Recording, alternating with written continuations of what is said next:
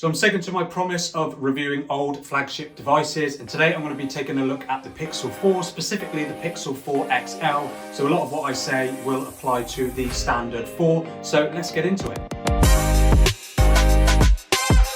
So the Pixel 4 range was released in October of 2019, and after a lot of ups and downs with regards to design with the Pixel 2 and 3, Google decided to switch it up again with the Pixel 4. Gone is the massive notch at the top, which just seemed ridiculously big in my opinion, and replaced with, unfortunately again, this giant forehead.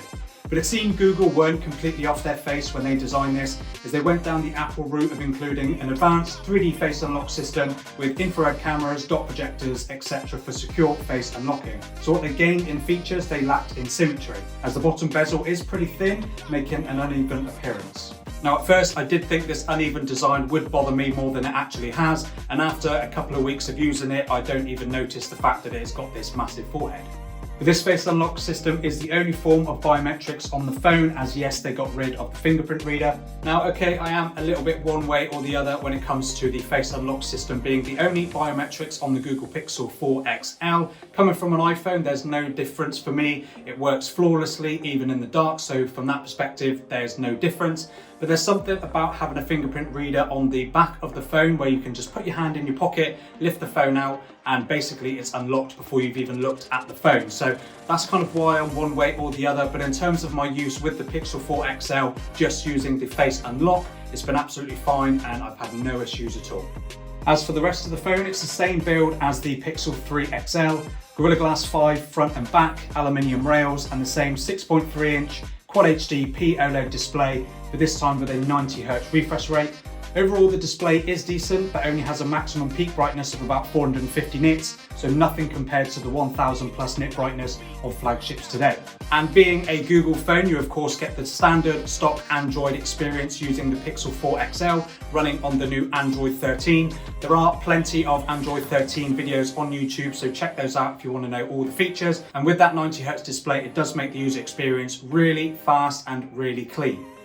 This is also helped along by the Snapdragon 855 and 6GB of RAM, which of course it's showing its age, but is still perfectly capable of giving you stress-free navigation and performs well playing moderate games. I haven't had any issues with the performance. And one area where I did have slight worries was the battery life of the Pixel 4 XL.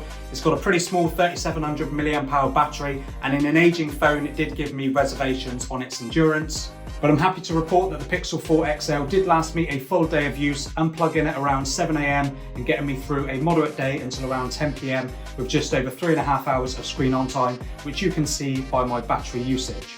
Now, of course, these aren't record-breaking numbers, but if you're just a light to moderate user, you will absolutely get a full day on the Pixel 4 XL. It does only have 18-watt fast charging, so if you do happen to rinse the phone in less than a day, it's not going to get you charged up very quickly. And you do have wireless charging support as well, so that's just another form of charging the phone. And lastly, providing I haven't missed anything, let's talk about the cameras of the Pixel 4 XL. So you get the first multi-camera Pixel headlined by a 12.2 megapixel f1.7 primary camera and a 16 megapixel f2.4 telephoto camera, both with optical image stabilization. The choice of a telephoto camera was a controversial one over an ultra-wide, but Google insisted it was more important. And as for the photo quality, I mean, what a camera. The photos from this phone are excellent, with loads of detail, plenty of color, and great dynamic range. Contrast is high, and you can tell processing favors a sharper look, but overall I really like the photos from this camera. The amount of detail that can be pulled out of the photos is incredible, and color science is consistent, switching to the telephoto camera as well, which is great to see. Portrait mode performs really well, producing nice sharp photos with great subject separation. It does crop in a little bit when you select portrait mode as well. And video tops out at 4K at 30 FPS, and quality is pretty good, but nothing too special in 2023. And the selfie camera is an 8 megapixel f2.0 effort, which takes some really nice natural looking selfies, and the time of flight depth sensor helps to create some really great looking portrait shots. So overall, I think the Pixel 4 XL is still a really great phone to use in 2023. It's got a really nice, sleek design. It's got wireless charging, great performance, incredible cameras despite lacking that ultra-wide.